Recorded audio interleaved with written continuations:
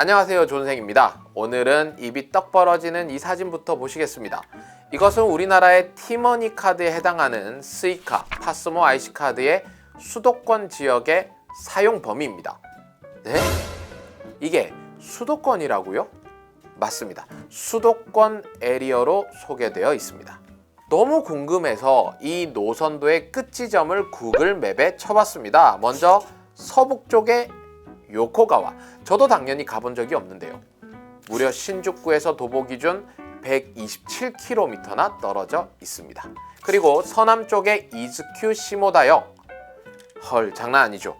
도보 기준 171km나 떨어져 있습니다. 동북 쪽에 나미에역, 와 엄청나게 떨어져 있네요. 여기는 후쿠시마입니다. 도보 기준 무려 264km나 됩니다. 수도권이라고 하기에는 좀 무리가 있지 않나? 역시 철도의 나라, 오늘은 일본의 철도에 대해 우리가 잘 모르는 이야기와 철도를 여객으로 많이 이용하게 된 계기, 또 민간 철도 사철이 많은 이유에 대해 이야기를 해볼까 합니다. 일본의 철도는 세 가지 형태가 있습니다. JR, 그리고 지하철, 그리고 시테츠라고 하는 사철입니다. 첫 번째로 JR입니다. 말 그대로 재팬레일. 원래는 일본 국유철도, 줄여서 국철이라고 하는 국가가 운영하는 철도였죠. 그런데 80년대 거액의 부채를 안고 민영화가 됐습니다. 그래서 지금은 JR 홋카이도, JR 동일본, JR 서일본, JR 큐슈 등 6개의 여객철도 회사와 1개의 화물철도 회사로 민간에 의해 운영되고 있습니다. 도쿄는 당연히 JR 동일본이 운영하고요. 초록색 야마노테센이 우리나라의 2호선에 해당하는 도쿄 중심을 순환하는 JR 동일본이 운영하는 선입니다. 야마노테센에 여러분이 들어봤을 법한 유명한 번화가가 다 있어요. 신주쿠, 시부야, 이케부쿠로 등이죠.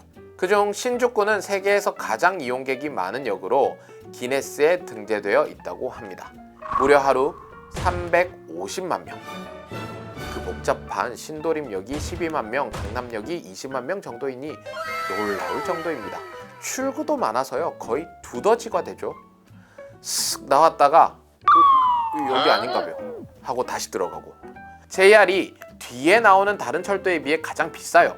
그 이유는 조금 이따가 알려드리도록 할게요. 두 번째는 지하철입니다. 지하철은 야마노테선을 기준으로 그 안쪽 도심의 수송을 담당하고 있어요. 과거 도시개발 당시 다른 민간 사철이 도심에 들어오는 것을 막았기 때문에 도심의 수송은 이 지하철이 담당하고 있죠. 한국과 비슷하지만 환승에는 일정한 비용이 들기도 하고, 요즘에는 도심뿐만 아니라 외곽으로 나가는 다른 철도와 직통철도로 연결해서 운영하는 경우가 많아서 아무 생각 없이 타고 있으면 저 외곽 먼 곳으로 나가서 의도치 않은 여행을 하고 있을지도 몰라요. 세 번째는 바로 사철입니다. 우리나라에서는 익숙하지 않은 형태의 민간 철도입니다. 특히 사철 중에서도 규모가 큰 사철 16개 있고요.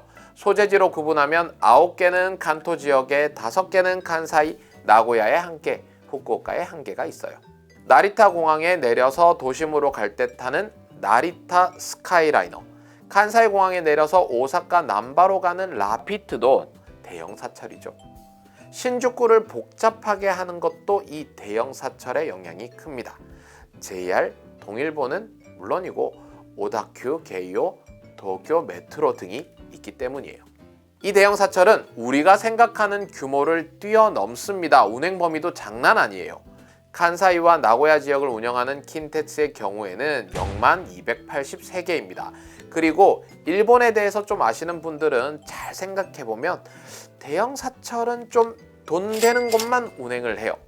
원래 돈 되는 곳에만 들어갔느냐 하면 뭐 그렇다기보다는 과거 일본의 도시화를 보면 철도를 깔고 그 라인에 따라 시가지가 형성되는 형태가 많았기 때문에 지금 관점에서 보면 그렇게 보이는 경우가 많죠. 지금이야 스이카라든지 파스모가 호환되어 이용하기 편리하지만 과거에는 티켓을 사는 것도 참 피곤한 작업이었어요. 그리고 환승이 정말 잘 되는 한국에서 일본으로 가면 답답하죠. 환승이 아예 안 되거나 조금 깎아주는 정도니까요. 그러면 일본은 왜 이렇게 시테츠, 사철의 대국이 되었는가? 그건 일본의 철도의 역사와 관련이 있습니다. 약간 소개를 하자면요. 일본이 철도를 처음 만든 것은 1872년이에요. 흔히 일본의 근대화를 이야기하는 메이지 유신이 1868년부터이니 철도는 근대화의 시작과 함께 등장했다고 이야기할 수 있습니다. 근데 원래 철도는 산업화와 함께 생산된 공업 제품을 대량으로 수송할 필요성이 생기면서 본격적으로 부설된 건데요. 일본은 아직 산업화가 되지 않은 상태에서 철도를 먼저 깔았던 것이죠. 당연히 산업이 발전되지 않은 상태에서 민간이 만든다는 것은 기대할 수 없었고, 정부가 주도하는 관영철도가 처음으로 만들어졌습니다. 이렇게 근대화에서 정부가 주도하여 빠르게 서양을 따라잡기 위해 근대화, 산업화를 추진하는 것을 식산흥업이라고 해요. 화물이 많지 않았던 시기였으니 처음부터 여객 중심으로 철도가 이용되었다는 것을 알 수 있죠. 원래는 도쿄랑 교토 사이에 만들려고 했는데 너무 멀잖아요. 그래서 도쿄와 요코하마 사이에 만들어졌습니다. 당시 도쿄의 역은 지금 야마노테센이 통과하는 신바시역 부근에 있었어요. 신바시역 근처에 철도 자료관이 있는 곳이 그 당시에 역이 있었던 곳이라고 합니다. 어쨌거나 처음 만들어진 철도가 꽤나 큰 성공을 합니다. 이제 갓 에도 시대에서 벗어난 상태였으니 당시 사람들은 철도를 정말 신기하게 쳐다봤다고 해요. 마치 지금 우리가 우주선을 바라보는 그런 느낌이라고 할까요? 그 성공은 많은 사람들에게 철도 사업을 하면 성공한다, 돈을 벌 수 있다라는 믿음을 심어줍니다. 정부 입장에서도 나쁘지 않잖아요. 도전의식을 가지고 민간이 철도를 만든다는데 말이죠. 그렇게 사철은 일본의 근대화, 산업화, 도시화와 함께 크게 성장하게 됩니다. 그렇다면 이제 JR이 사철보다 비싼 이유에 대해서 말씀드리도록 할게요. JR은 사철과 다르게 지방 곳곳에서 철도를 운영하고 있어요. JR 동일본, JR 홋카이도, JR 시코쿠 이런 식으로 나눠져 있긴 하지만 JR 동일본 중에서도 인구가 많고 유동인구가 많은 곳은 흑자인 반면 그렇지 않은 곳은 적자인 곳들도 꽤 많아요. 사철 같은 경우에는 적자인 노선을 없애기도 하지만 JR은 조금 다르죠. JR은 원래 국가가 운영하는 철도였기 때문에 돈을 벌기보다는 구석구석의 편의를 위해서 만들어진 철도들이 많았었어요. 인구도 많지 않은 곳에 또는 인구가 감소하는 곳에 그 지역 주민들의 편의를 위해 철도가 들어갔던 거죠. 그러니까 당연히 적자가 나는 거예요. 그리고 그 적자를 다른 흑자가 나는 곳에서 메워야 하는 구조가 만들어진 거죠. 그러니까 요금을 일정 이상 올려서 적자 부분을 만회해야 하는 상황인 거예요. 사철 같은 경우는 그렇게 할 필요가 없고 기본적으로 적자인 노선을 폐선하는 경우도 있죠. 그리고 사철은 그거 이외에도 다른 사업들을 많이 해요. 대표적으로 백화점이라든지 그 다음에 버스도 있고요. 야구팀을 운영하기도 하고요. 호텔 같은 것들도 있잖아요. 사철 이름이 들어간 익숙한 산업이 많아요.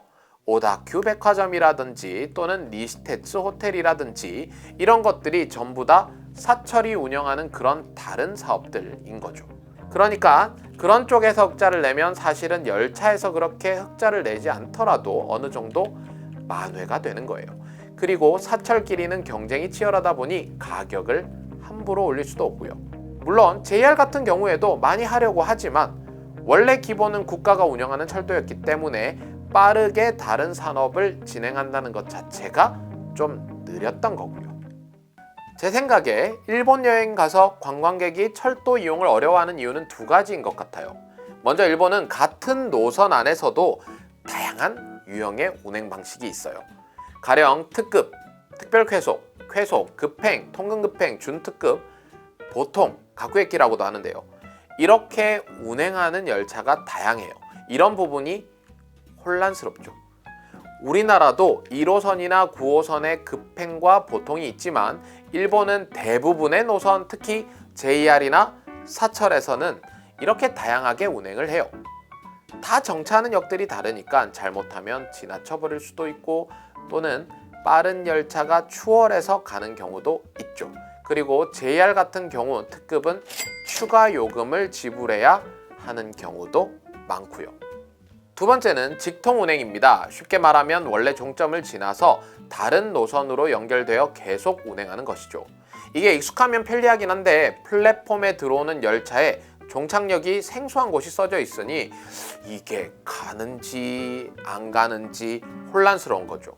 아니 분명히 노선도에 있는 열차 종점이랑 열차 앞에 써 있는 종착역이 다른 거예요. 일본에서 생활하는 사람들은 야후 재팬의 노선 정보나 어플을 적극적으로 활용하지만 일본어가 능숙하지 않은 사람은 쉽지 않은 부분도 있어요. 이런 여행객을 위한 어플이 있긴 한데 조금 아쉬운 부분도 있고요. 제가 써봤는데 구글맵 나쁘지 않은 것 같았어요. 사실 관광객에게는 어려울 수 있지만 그 지역이 익숙한 사람들에게는 너무나 편리한 것이 철도예요. 특히 일본의 철도는 시간을 잘 지키고 만약 철도가 지연돼서 늦으면 각 열차의 홈페이지마다 지연 증명서를 발급해주니 회사에 늦거나 하면 면죄부를 받을 수도 있죠. 오늘은 일본 철도에 대한 기본적인 이야기를 해봤는데요. 사실 철도를 보면 왠지 모르게 설레이잖아요. 그런데 우리나라의 철도의 시작은 마냥 설레이고 마냥 신기하고 그렇지만은 않아요. 열강에 의해 특히 일제에 의해 이용된 역사가 있죠. 그건 구독자분들의 숙제인 것 같아요. 저는 조선생이었습니다. 오늘 이야기는 여기까지고요. 시청해 주셔서 감사합니다.